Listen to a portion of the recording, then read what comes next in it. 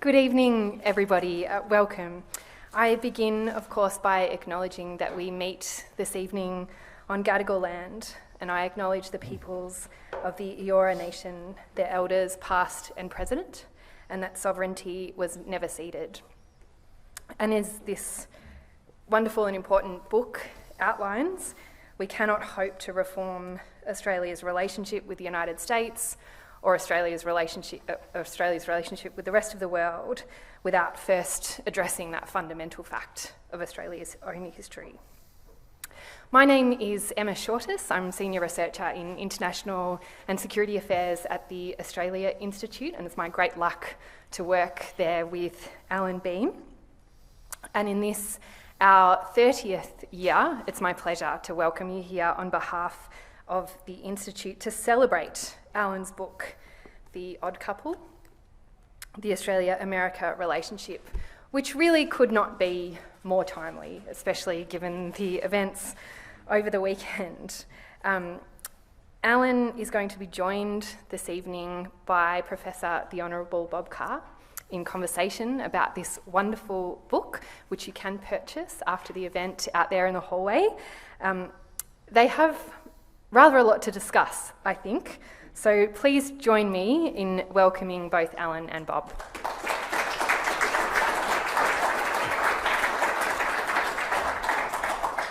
Well, a few words to open what I hope will be a relaxed exchange with the author. In the last few days, something called the Australian American Leadership Dialogue convened in Washington. I should say a special hello to former parliamentary colleagues Greg Combay and Shaket Musulmain. The Australian American Leadership Dialogue convened in Washington, and its whole purpose was to gather an optimal number of Australian journalists and have them lectured by tough-minded, hard-nosed American strategic realists and urged to muscle up in Asia. It was going to be an exercise in seeing that opinion leaders in the Australian media were properly briefed, told what they should write, and set loose to set the Australian public on the course that Washington wanted. Something went wrong. America decided to expose to these Australian observers gathered in unprecedented numbers in Washington to its rich set of pathologies. First of all, there was an attempt at an assassination. I think the first in the sense that it's the most important of the two things that happened. The attempt at the assassination of the presumptive nominee of the Republican Party. The second thing was that the dysfunctionality of the US political system was advertised by a president, no longer supported, it seems, by the bulk of his own party, on display at no less than a NATO summit, believing, apparently, that he had nominated Donald Trump as his vice presidential running mate, and further, that the president of the heroic Republic of Ukraine had been transmuted, as if by magic, into the president of the Russian Federation. So Australian journalists were convened to be filled with the current line that the security threat to American primacy in Asia required the strongest possible strategic response, and to alert the Australian public through their sage columns that this was now 5 minutes to midnight. But instead, the American political system, in all its flamboyant idiosyncrasy, decided to assert itself. And those journalists were obliged to write about the inadequacy of Joe Biden as president, as a Democratic candidate for the presidency, and about America's the defects in the American political system that brought about an act of hatred directed at the murder of one of the presidential candidates. This is what the book is about. Allan's book invites us to contemplate that the US, like all empires, might collapse on us. That the US has forces at work, and he demonstrates this very persuasively and at length, deeply installed in its history that could bring it to social and political collapse. And he says, not unreasonably, that with such social and political collapse, America's strategic position would collapse. He uses terrific language, provocative and unarguable. He says about the possibility of a war with China, this is a threat that is largely an artifact of our own security. It's something we've worked ourselves up to believe. It's strategically impossible, but it's something that has been given life on the front pages of all of Australia's newspapers.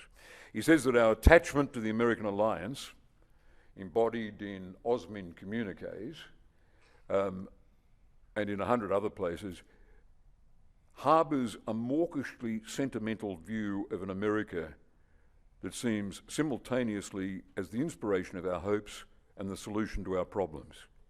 He quotes the 2023 Defence Strategic Review that the US will become even more important in coming decades.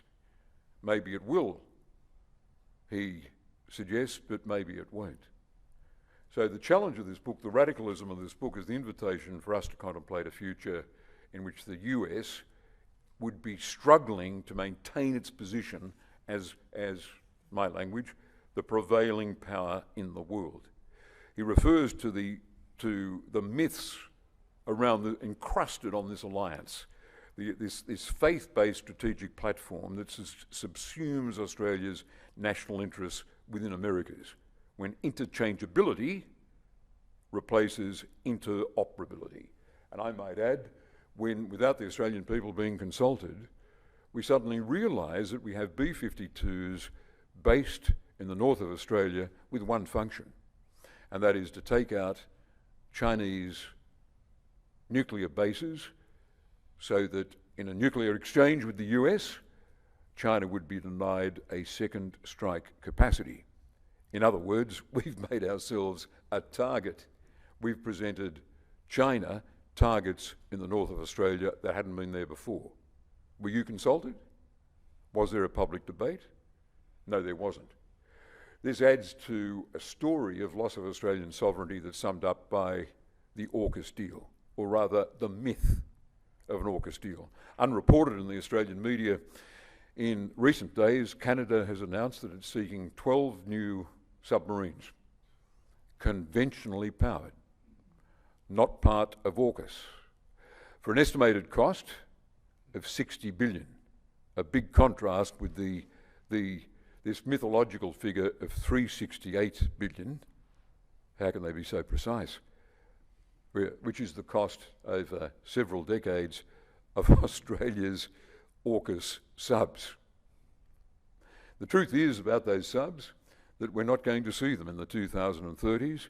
It's a decision that will be made by the president after the one to be elected in November. It's that far off. It could be J.D. Vance, author of Hillbilly Elegy. This is a tremendously important decision, and it fits the thesis of this book. I was really curious to know whether Trump would select a halfway conventional Republican, a Nikki Haley, for example, or a Marco Rubio, someone who was in the modern internationalist engaged Republican tradition, or someone drawn from the MAGA personnel. Might have been Marjorie Taylor Greene, for example. I hadn't thought of J.D. Vance that seriously until recently. He is absolutely in the MAGA tradition. Steve Bannon, close advisor to Donald Trump, said a couple of things that are interesting. One was in an interview I caught in which he said, you've got to remember that Donald Trump is a moderate in the MAGA movement. Donald Trump has just bequeathed the future leadership of Make America Great Again to someone decidedly in the MAGA movement, J.D. Vance. Not to someone who might restore a sort of normality to the character of the Republican Party, but someone who will inherit a once great Republican Party that has become Bonapartist That is, it's an attachment to the leader. The leader is the fulcrum of power in this party. The party structure itself is an add-on to the instincts and the priorities of the leader. The leader is all. And the Republican Party will retain its Trumpian character beyond the next term because of the decision that Trump has made to select someone thoroughly with his instincts and his character as his vice presidential running mate. So the Trump phenomenon is now entrenched in the Republican Party and bound to dominate it in the 2030s. This is the transformation of the Republican Party, once internationalist, once pro-free trade, once pro-immigration, pro an open economy, pro-limited government, into a party of national conservatism whose most important principle, whose unifying faith, is anti-immigration. And then high tariffs, a massive public debt based on unsustainable spending, tax cuts for business, flows from that. The character of the Trumpian Republican Party is entrenched with the choice of J.D. Vance as Trump's running mate, which confirms the Behm thesis that we've got to start thinking seriously about this revolution at work in America, this change in the character of an ally as we contemplate Australia's future. There's no suggestion that that's occurring in Canberra, although it may well be. Allan provokes us in all sorts of ways, and I'll just give some quick opinions. He makes the point that the most warlike power on the face of the planet is in fact the United States, with its itchy trigger finger, as he puts it, war as its default position. Even a friend of the United States, even someone fond of America, has got to acknowledge this feistiness, this instinct to revert to military intervention before diplomacy, whose first thought, if there's a challenge, is of a military intervention. Allan points out that according to Tufts University's military intervention project, the US has undertaken over 500 international military interventions since 1776, with nearly 60% undertaken between 1950 and 2017, and 1/3 of them occurring after 1999. Indeed, armed aggression against Indigenous Americans dates back to 1609 and has not been acknowledged, just as we don't acknowledge Aboriginal wars of resistance in our National War Museum, so significant as they have been in our history.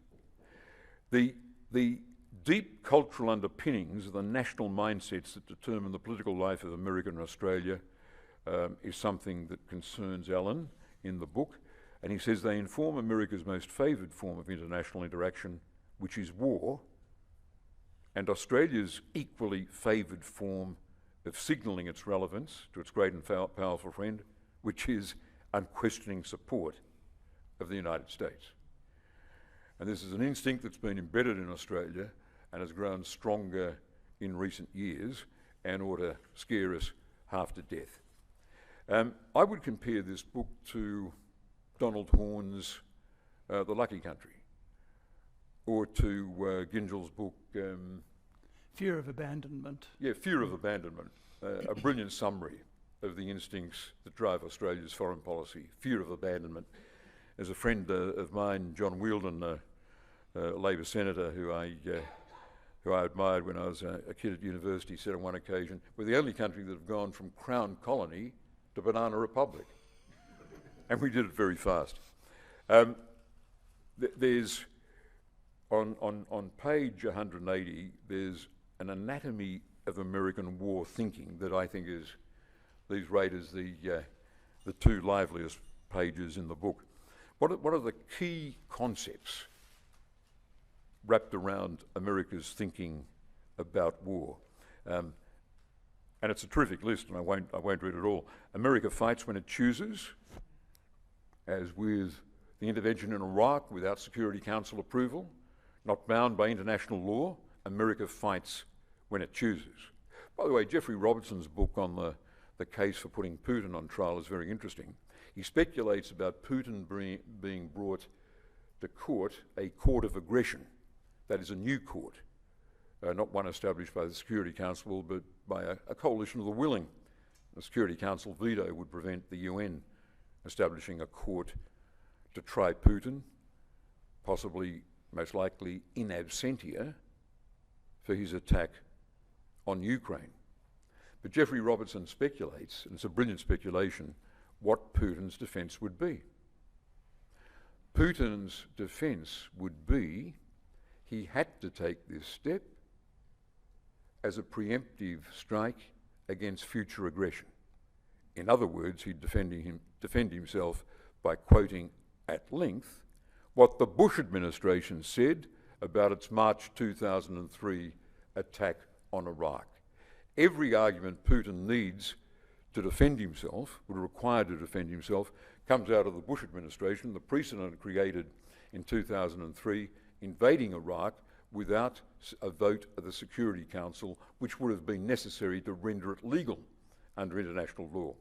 Read Geoffrey Robertson's book as well as Allan's. But among the other features of America's, among the other boxes that Allan offers, which America ticks in reference to any of its wars, is that America ignores its casualty numbers, that heavy-handedness in force wins, that war trumps diplomacy. Domination, not just victory, is peace. America fights on its own terms, and retaliation justifies massive response. War is an end in itself. America, in fact, is its military power. Disaster is unimaginable, and presidents do not lose wars. American strategy is franchised. Moral questions are an indulgence. So these attached to Afghanistan, to Iraq, they're really born out of Vietnam, but they feature going back further in America's history, in the American mode of war. Here are some predictions I was stimulated to make after devouring Allan's excellent book. Predictions about Australia's strategy about the future of our region. 1, there will be no NATO presence in Asia. Asians don't want it, and NATO won't be able to afford it anyway. The Quad will stagnate because of Indian caution. The AUKUS submarine pact won't acquire new members, and we won't see the Virginia-class submarines. We'll be left without, another prediction, we'll be left without a sovereign submarine capacity in the 2030s. We won't get the Virginia-class, but America will say to us, listen, ally, we're giving you something better. We're giving you our submarines based in your ports with American crews, but Australians on board to begin the long task of learning how to operate a nuclear submarine. But we'll lose, for the first time since we acquired subs in the early 60s, we'll lose a sovereign submarine capacity, which is of concern if you're worried about Australian sovereignty. But the pattern we're locked into is steady loss of sovereignty.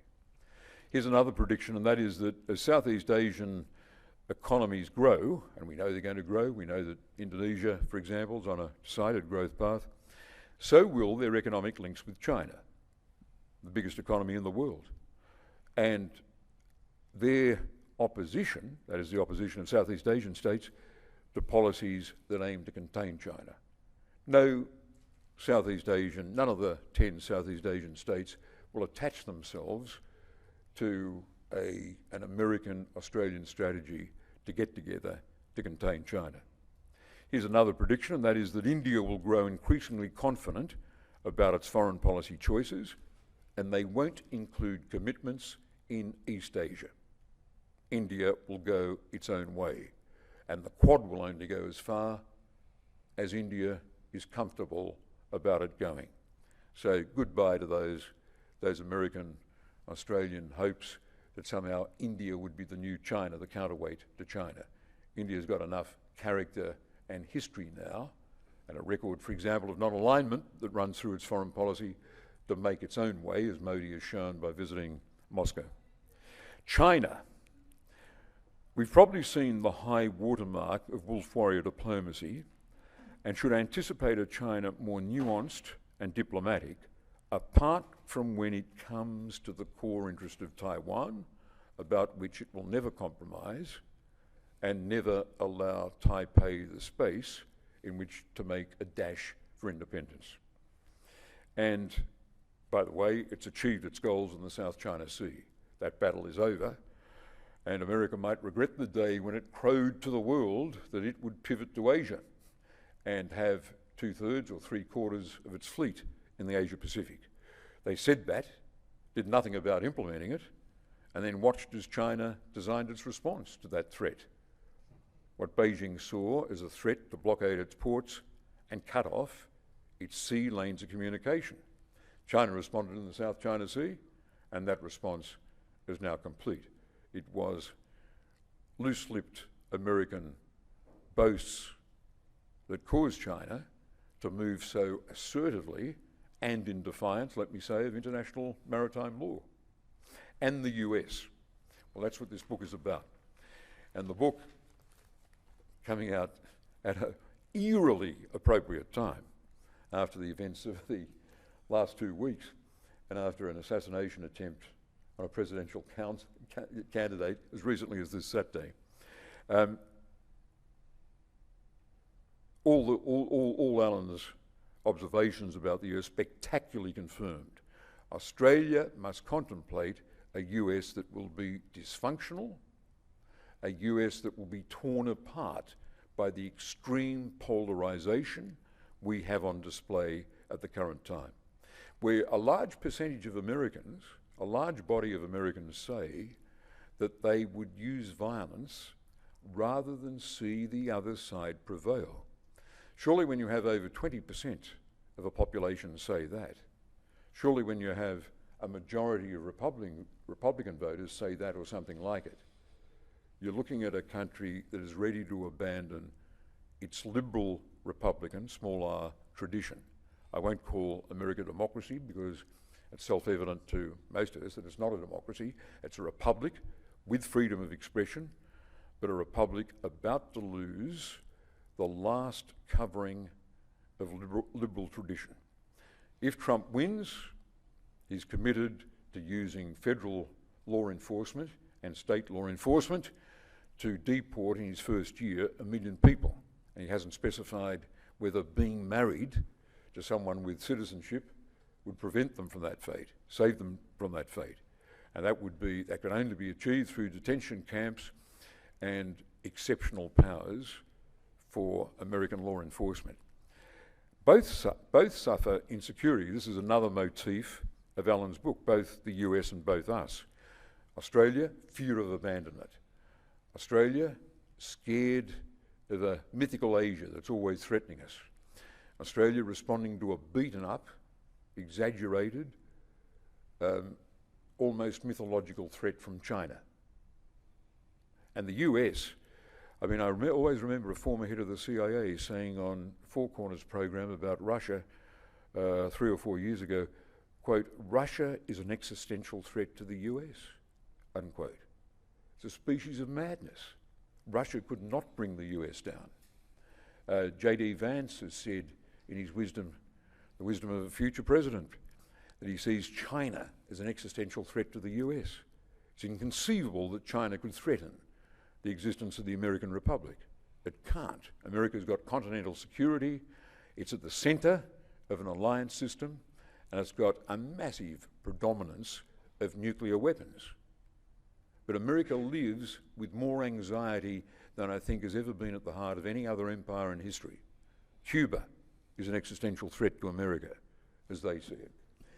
America is a frightened place, with enemies, imagined enemies everywhere, and Australia's got a large element of that as well, sadly, because it's driving us to a position where we're sacrificing sovereignty because of the fears coming at us out of Asia.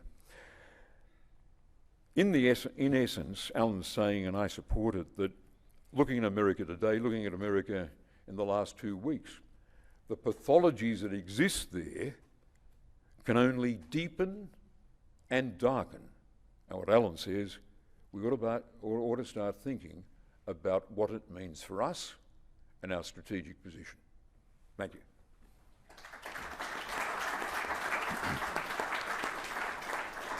Thank you, Bob. If the last 2 weeks have taught me anything, it is that a near miss on Sunday has confirmed the US presidency, and by getting Bob Carr to introduce my book has just killed its sales. Because he summarised it brilliantly. and there's bugger all left for me to say. So I'm going to say it anyway, Bob. This book is actually an exploration of the difference between threat and risk. I've spent most of my career as a strategic planner in the Department of Defence dealing with risk. It took me a long time to convince my superiors and my inferiors, they were the same, that threat is only the reification of fear. You objectify your fears and call it a threat. And we talk about threat all the time. And the threat du jour is, of course, as Bob said, China. Peter Hartcher, his big series in the Sydney Morning Herald last year, telling us that we're going to be blown apart by China, and a whole lot of other pundits galloping in, telling us that we've got 3 years or 5 years, enjoy our beers while we can, because they're going to go and we'll be on Matai before we know where we are. Terrible stuff, by the way. Risk is altogether different. Risk is what you do, risk analysis is what you do when you look at the world as it is and just assess the things that can go wrong. And risk analysis forces you to think about what you do about it. That's what this book is about. It's a challenge.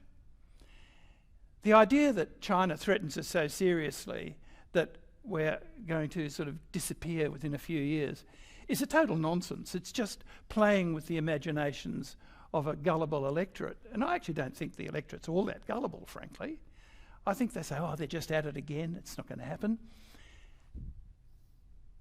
If an Australian government was serious about analysing risk, they would look much more closely at what the consequences of that internal collapse of the United States might be for us.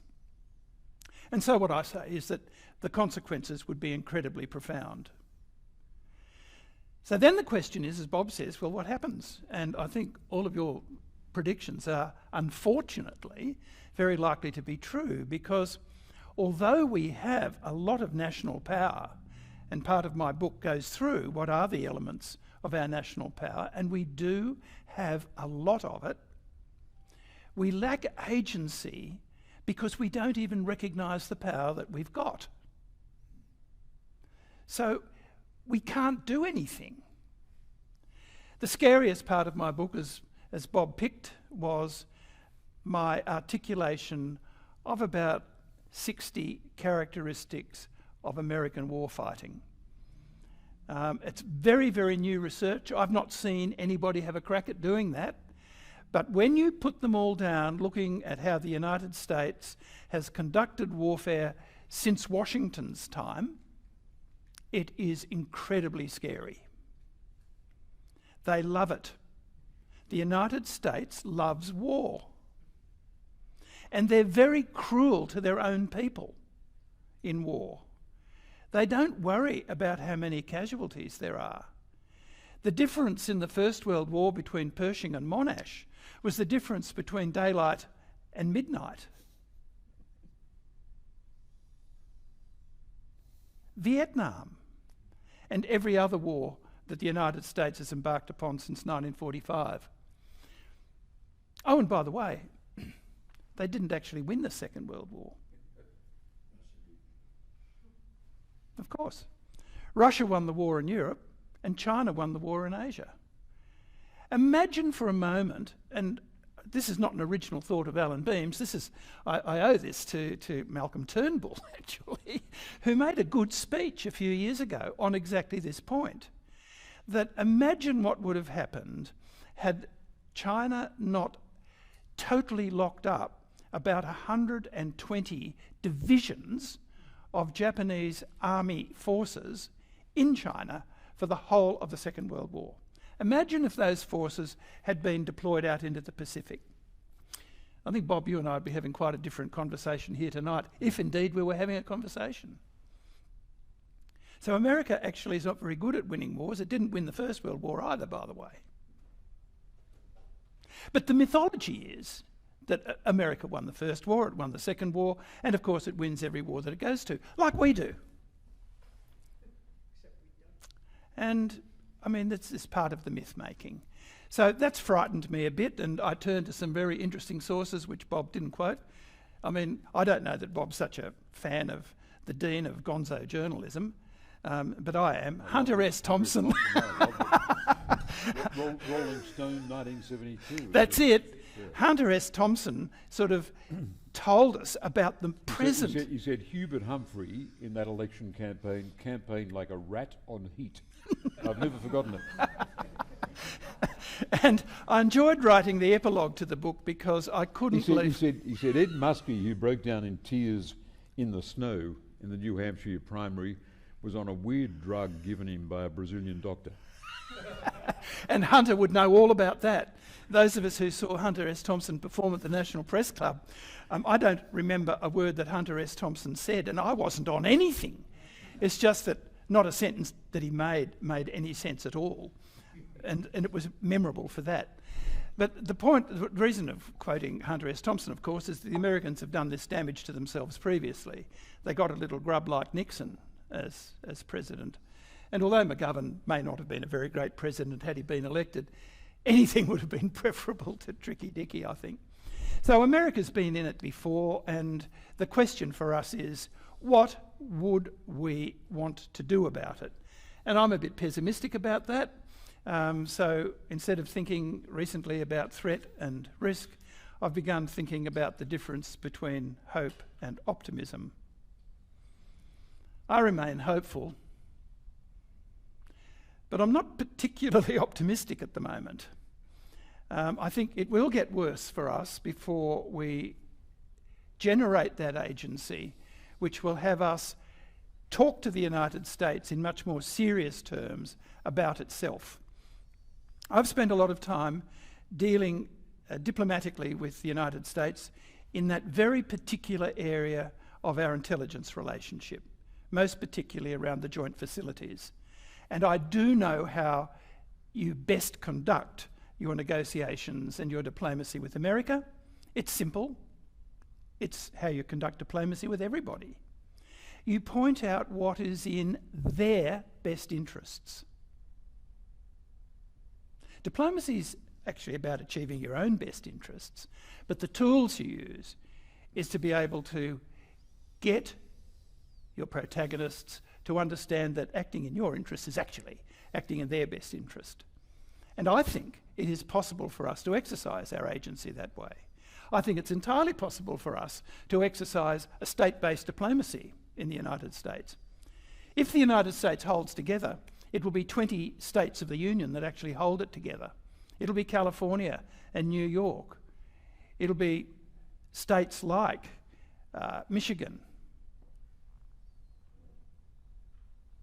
Maybe it'll be states like Texas, Arizona, even though they're red states. It'll be states that have got a sense of where the United States can go.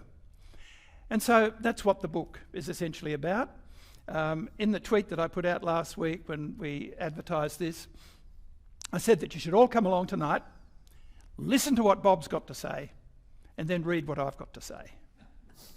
So you're all very welcome to question Bob on anything that he said. I'm pretty confident he'd have an answer. And you may also, those of you who've had a look at The Odd Couple, I'm happy to make any additional sort of defence of what I've written in that book. Some of it's quite funny. I hope you enjoy the jokes. Some of it's pretty serious. I hope you enjoy the seriousness of it. And there are some really luscious quotes in it, which I hope you enjoy them too. Thank you all very much for coming.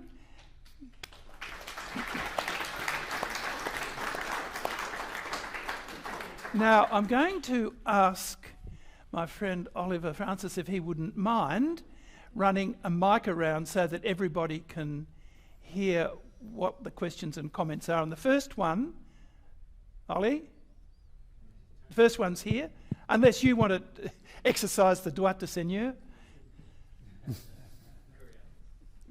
This gentleman, yes. No, this chap here. Yeah, straight behind you. Then the one down there and then you. Right. Threat which determines our policy comes from... Hold it to your mouth, please. Sorry. Threat, you said, comes from our fear. Yes. What is our fear? This has been driving us throughout our history in the way we've reacted. What is the source of Australians' fear? Is it race? What is it? Everything. The source of our fear is the question. Since 1788, when they all arrived just down the hill there, we have been fearful. We're afraid of the people who are here.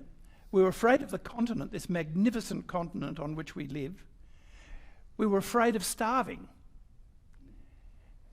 We didn't bother to look around and see the Gadigal peoples and the peoples of the Eora nations, who were perfectly well. They seemed to have plenty to eat. There was enough protein in Sydney Harbour to keep maybe 15, 20 million people alive. But we didn't understand that either. We've been frightened from the very beginning of occupying this continent. We're frightened of ourselves. We're frightened of self-affirmation. We've got to go somewhere else to get the tap on the head, to be told that we're good little children. Used to be Britain, and still is, really. And now it's certainly the United States. We just love obedience. And all of that is because we're basically fearful. We're insecure. Why? Because we are. We are. We are also, by the way, racist and misogynistic, but don't get me going. But a small European-derived outpost on the southeast corner of a vast continent, looking at large Asian populations to the north in an era of colonial racism, that's where it was born. The Japanese descent on our northern approaches was a serious strategic threat, the most serious in our history. And somehow, deeply embedded in the Australian psyche is the idea that we could be dislodged by an invader and have the land taken from us. For that reason, we've been attached to two English-speaking empires, Anglo-Saxon empires. When one of them collapsed with the fall of Singapore and the sinking of its capital ships 2 days after Pearl Harbor, we gravitated pretty quickly to the American empire. But we've been attached to two naval powers with a presence in Asia, English-speaking, a comfortable relationship. And we believe that protects us from a great mythological threat of Asian numbers. I think there is probably racism in there, but so deeply buried, it's hard to pick it out from the strategic fears. Ollie, the gentleman that's there, and then Richard, and then over here. Good evening again, Mr. Behm and Premier Carr. My name's Kunal. So thank you for your wonderful discussion today, and I look forward to reading your book. So my questions, both of you have partially addressed, is Australia requiring a protector in its international affairs framework, initially Britain, when it was part of the British Empire, and now, of course, America. Now, whether the fears are artificial or real, notwithstanding Australia's paranoia in Asian affairs and elsewhere, if America's hegemonic power is in decline, could there be an alternative protector for Australia? But if not, how can Australia handle the current IR sphere in today's affairs, whether in Asia or elsewhere? All right. Thank you. The first part of my answer to your question is that we don't need a protector.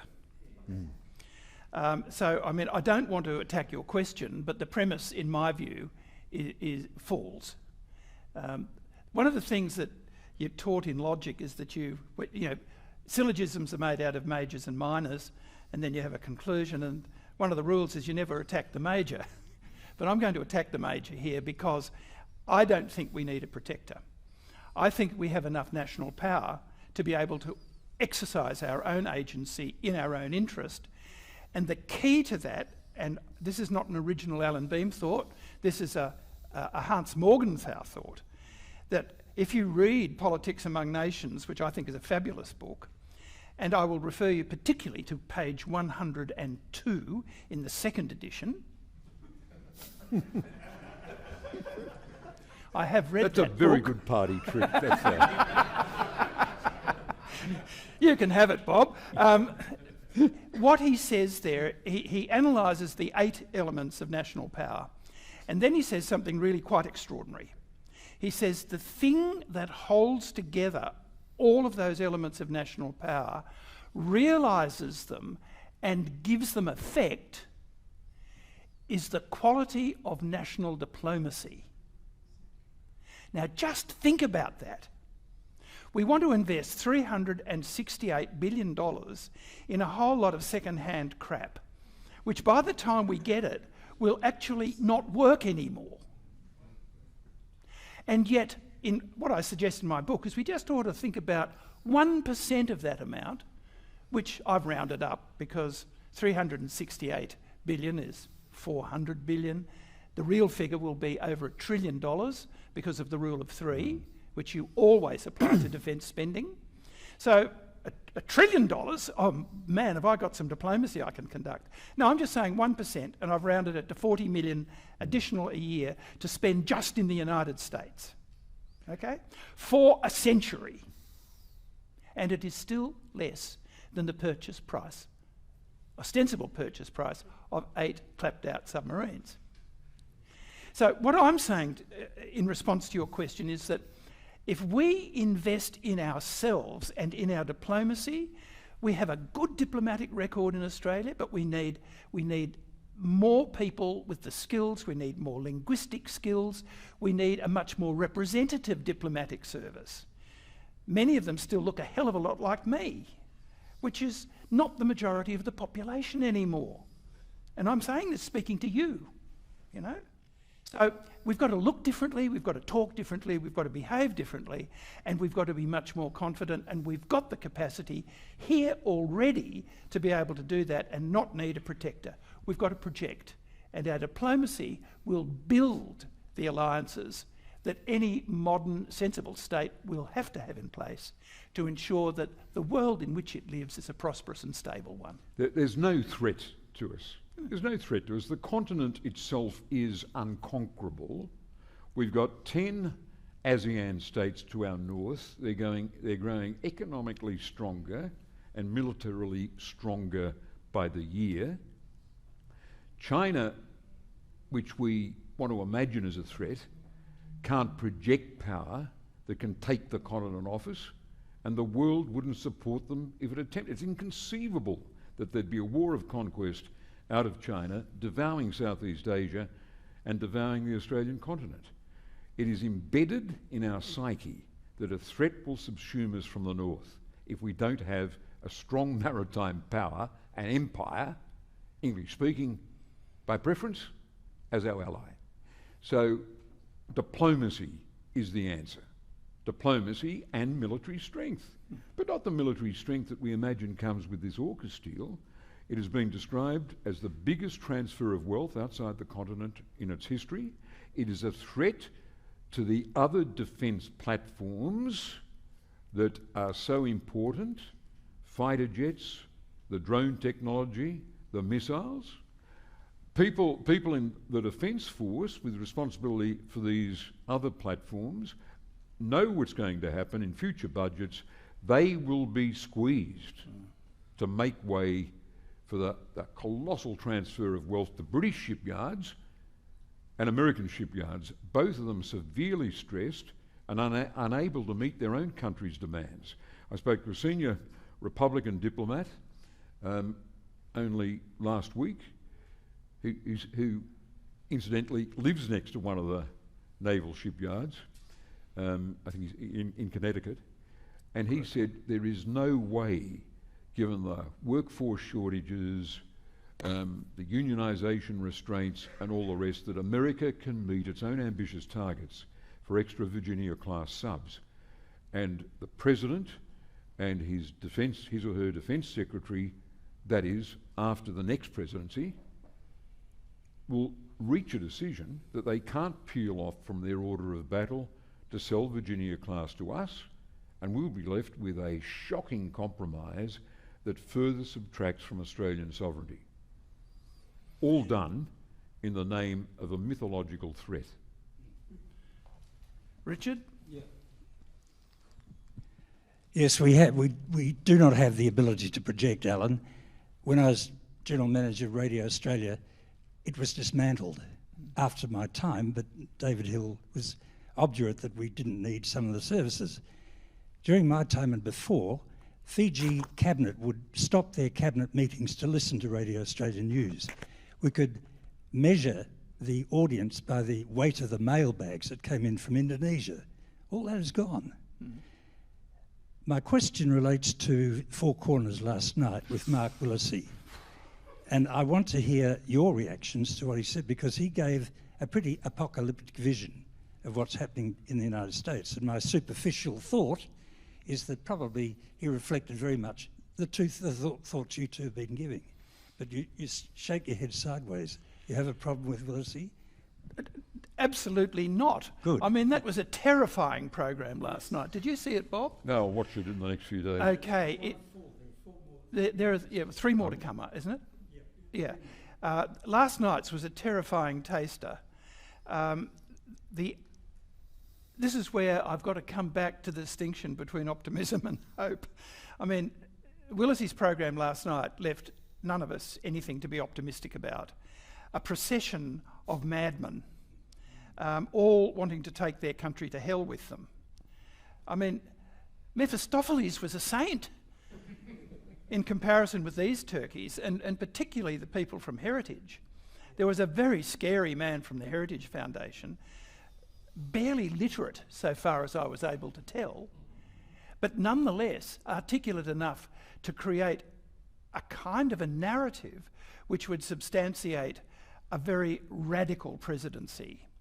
My colleague Emma has done a really wonderful analytical job on Project 2025, and you will find it on the Australia Institute's website if you want to get into the well, I was going to say philosophy, but it's a pretty hard word to use when you're talking about the Heritage Foundation.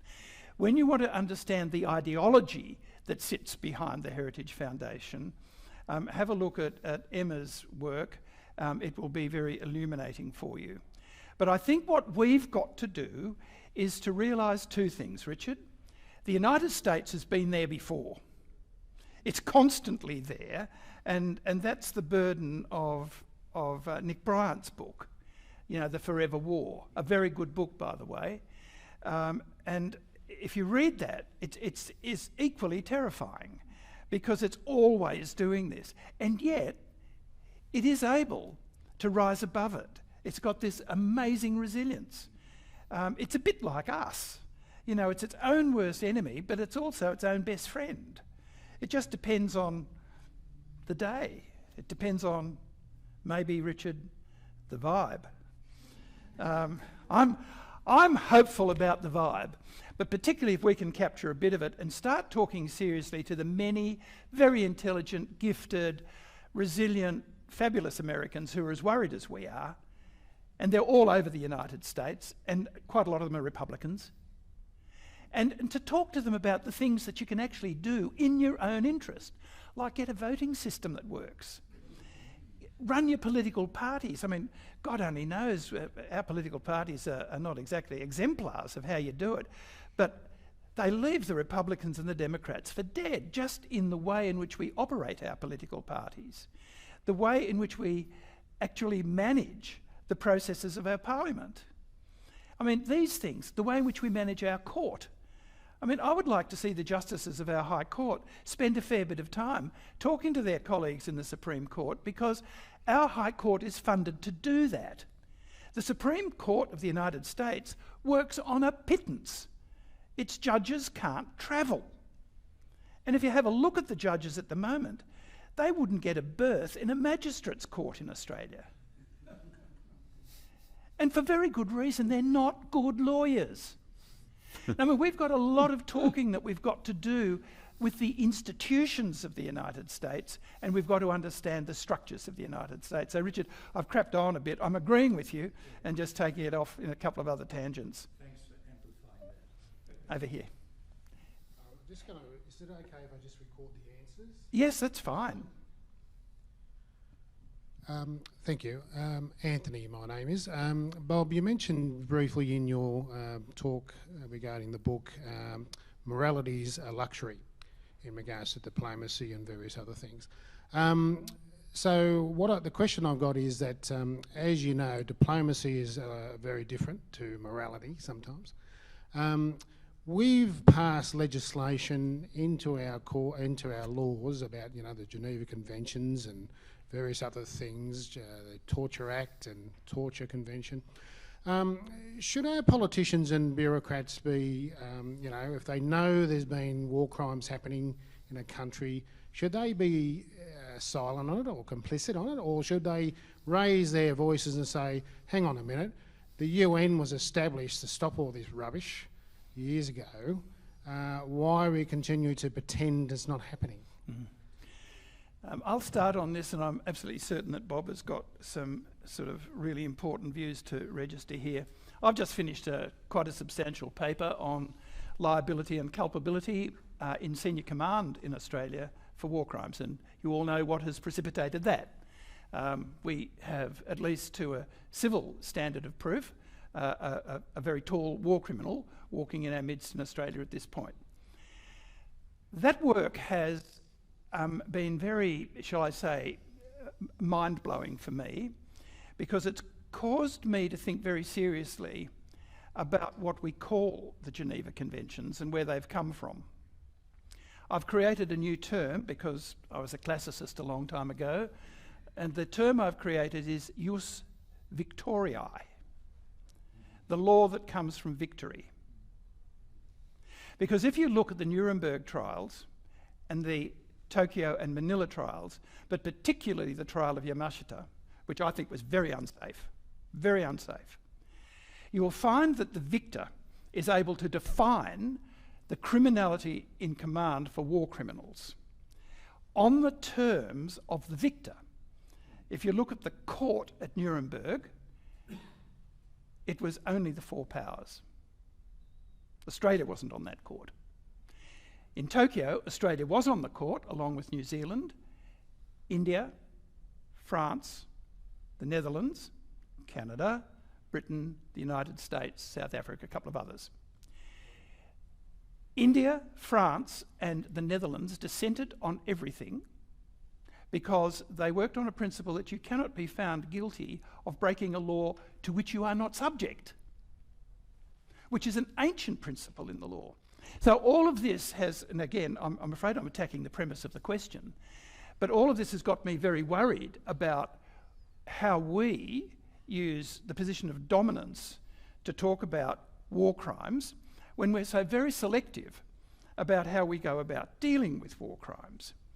We hanged a whole lot of Germans, and they weren't very good people. Maybe they deserved that, though I'm not one in favour of hanging. And we hanged Yamashita. We hanged a whole lot of other Japanese in our own courts. I think 350 Japanese officers were hanged by Australian tribunals. It was pretty full on, when you could argue that, yes, they had committed crimes all right, but whether they committed crimes against our laws is doubtful. That's not to extenuate anything. It's just to talk about jus victoriae. And I want to come back now to the fundament of your question, which is morality. Of course there has to be morality in the conduct of our foreign policy, in the conduct of our national affairs. But remember that diplomacy is about interests. And when our political leaders jump up and say, oh, we share values with X, Y, and Z, we share values with America, we share values with Modi in India, really? Do we? Do we share values with China or with Japan? Do we really share values with any other country? Maybe a bit with New Zealand, I think. There are some resonances with Britain and with the United States. Well, I don't think so. But boy, oh boy, do we have interests in common. And so your diplomacy is about how you realise your interests, and you must act morally. You must have values in your behaviours, because that's what conditions your behaviours. But what you do is to realise your interests, and that's where you've got to be crystal clear in what you're on about. Here's a very practical challenge for Australia. If the International Criminal Court acts on the advice of their chief prosecutor and issues arrest warrants for the leaders of Hamas and for the Prime Minister of Israel and his Defence Minister, will Australia say that it will enforce them in our territory?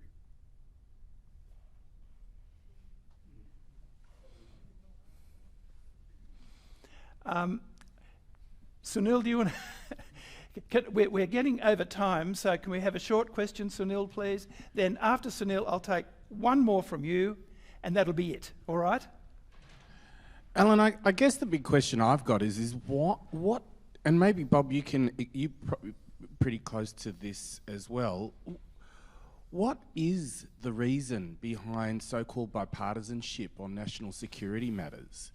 You know, it seems, especially in regards to AUKUS, there could have been much stronger, scrutiny or argument against it by the then opposition. And it seems that the only opposition came from two former Prime Ministers, Malcolm Turnbull and Paul Keating. Why?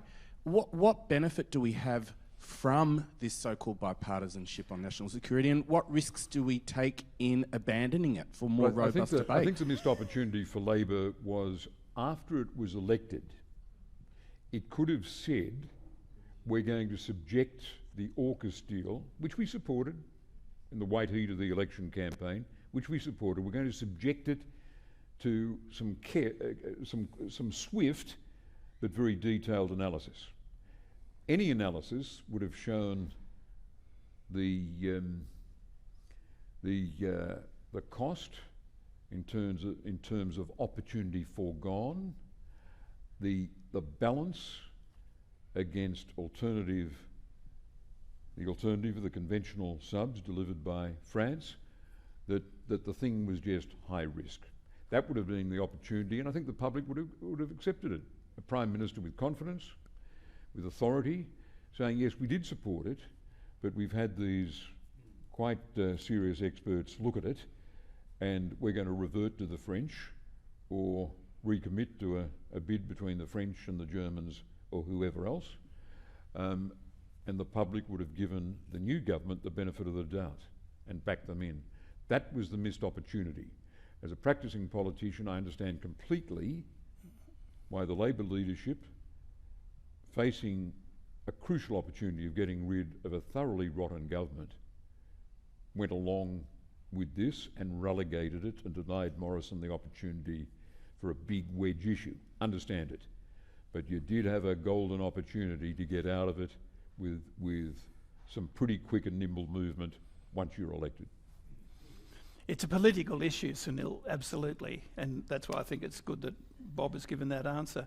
I'll just gloss it a little bit. There's a lot of difference between cause and consequence, and bipartisanship is the consequence of good policy accepted by both sides. It's not an objective in itself, and yet it looks like a holy grail at the moment because it allows you to duck hard questions. But if you look at Labor leaders particularly, and they're the ones I know best, over quite a long period of time, and I'm thinking most particularly of Caldwell, Whitlam, Simon Crean, I'll just pick those three, they could look at issues like the Vietnam War, they could look at issues like the war in Iraq and differentiate themselves immediately from the problems created by conservative governments. They had no difficulty in denying bipartisanship when the national interest was not at stake. I rest my case, I think. So we're going to have one more question. I think it's this young lady here. Thank you. Thank you so much. We're all young people here, but as a young person, I would like to You're a little bit younger than Bob and me. yeah, but I would like to ask here, you said that Australians have a fear of international threats. What role do you think the media has played in creating this fear? And do you think younger generations in Australia are impacted by this fear the same way that our current leaders are? That's my question. Thank you so much. That's a beautiful question. Did you all hear it? No. Yeah, the extent to which our media plays up the fears. Bob, you have a crack first? Would you like to? No? Okay. You're the author. Yeah, look, the media plays on fears all the time. It's how they sell copy. And particularly the media on the right in Australia, which is the dominant media here at the moment.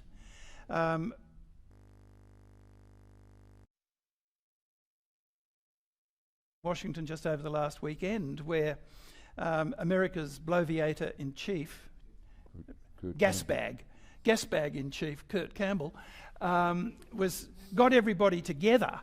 Bloviators are gas bags. They're people who just talk and talk and talk and talk, like me. So he was bloviating away, trying to get everybody fearful of the sort of, the moment has come, China is going to dominate Asia, toughen up you people, get more submarines, more B-52s, have armament depots all over Australia, we're going to go to war. And of course, as Bob pointed out, something else happened, and we were focused very deeply on the manifest deficiencies of the United States itself. And so you have a media, and if you look at the Australia-American leadership dialogue, its media component has been one of the dominant elements in that ever since it was founded over 30 years ago.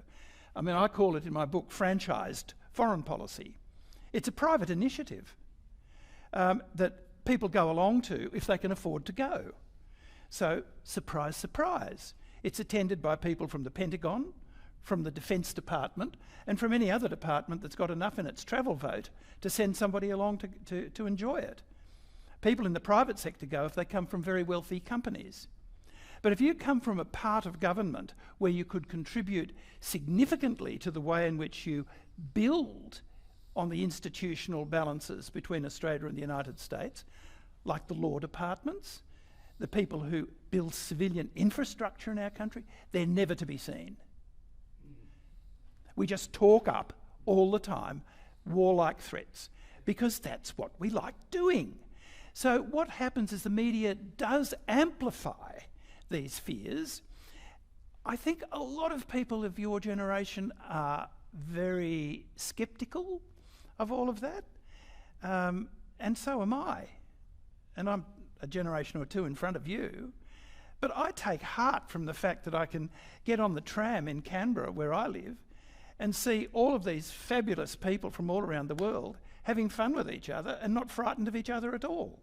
So that the issue of race is actually slowly disappearing from Australia, and it's one of the drivers of fear. But the ancient media still like to look at China as being a threatening place. It's risky. China's a risky place, but it's not threatening.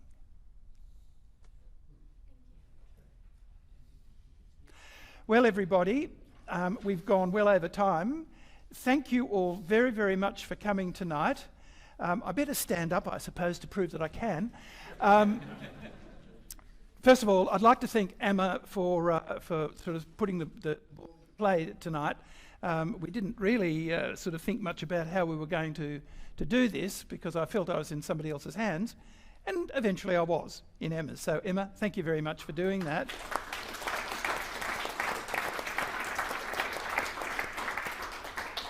I particularly want to thank Bob for taking yet another hour today out of his diary and devoting it to the work of the Australia Institute. Emma did a podcast with Bob earlier today, and Bob's here tonight launching my book. Bob, we're very, very grateful to you. Honour. It was a fabulous launch because, as I say, he summarised it brilliantly. I'd like to thank a few other people, particularly I've got to thank the Australia Institute for giving me the opportunity to do this book. Those of you who've written books would know that it is a deep, deep task when you embark upon it. I began this book in June last year, and I put the final full stop at the end of the epilogue in the 3rd week of January this year. And it's just a shade under 80,000 words, and it's deeply researched. Now, I couldn't have done that if I didn't have the institute where I work, where I've got the space, the energy, and all the fabulous people around me who are just so stimulating, and it's for them that I largely do it, because I'm 40 years older than the oldest of them. And for those of you who are in the same boat as I am, you'll know what a privilege it is to be able to do that, okay? Now, I've also got to have a couple of other thank yous. I've got a couple of very dear colleagues here tonight. My former boss is just down there and knows more about submarines than anybody else in this room apart from me. And I don't think Greg Combay would agree with that. No, God only knows what would have happened if Greg had become the Defence Minister, because we would have had conventional submarines built in Australia, actually manufactured now, because that was going to be the plan after the 2010 election, but it didn't happen that way. So here we are up the proverbial creek in the barbed wire canoe without any paddles. I also want to thank a couple of my other colleagues here. Sunil is on the Canberra Writers Festival board with me. We take writing really very seriously. My friend Greg Withers, whom I've known for very many years, is here. It's just wonderful, Greg, that you could come along, and eventually you'll give me the benefit of your wisdom. And I know you're threatening me with 3 bottles of red. I'll threaten you back. And I'd also like to thank, finally, my family. Rian and Philly are both here. Those of you, again, who've done books know what a pest you are when you're at home. You go into a brown study. There are long silences. What on earth's going on? Oh, I'm thinking. Look, you're always bloody thinking. It's time to bit of talk. Come on. So, you know, you're a pest to live with. And I've sort of promised that I won't do too many more books. Anyway, thank you, both of you. And thanks, everybody.